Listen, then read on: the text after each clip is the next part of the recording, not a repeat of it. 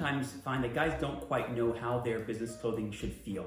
They have an idea of how it should fit. They see guys wearing business clothing on movies or in TV all the time, but since they aren't actually wearing that clothing, they're not quite sure how those people are feeling while wearing that clothing.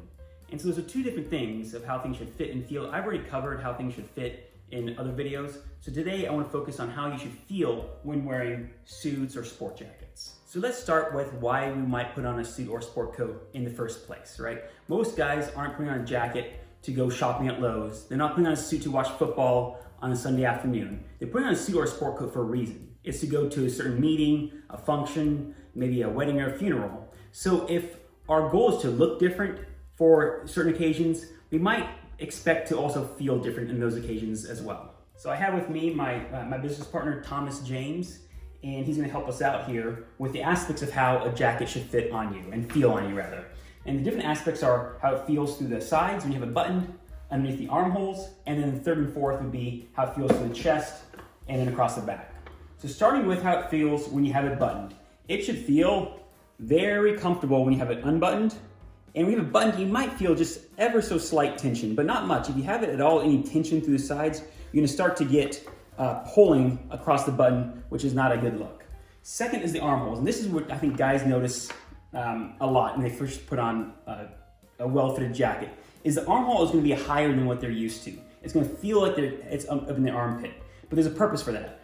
What that does, it makes it look very clean through the chest and also gives you more range of motion. If the armhole, let's say let's pretend the armhole was lower, it might feel like there's plenty of room through the armhole, but then it doesn't look as clean and you're not gonna have as much range of motion. Third, through the front and the back, these kind of tie together. When you're just standing there normally, it should feel like there's no pulling, there's no tension anywhere.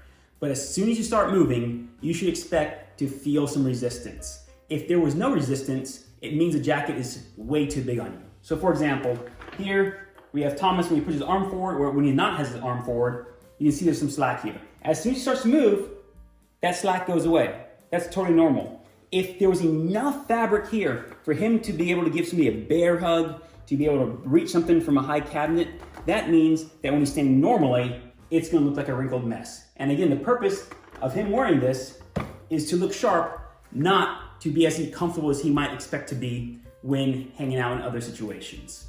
Now, the final thing to consider here is that there are some fabrics that are performance fabrics, which can kind of give you the best of both worlds. If they have a lot of elastic in them, they can kind of stretch for those movements and then return to the original shape when you relax back to your original position. So if it's really important for you to be comfortable at all times, you just make sure that you only buy performance fabrics.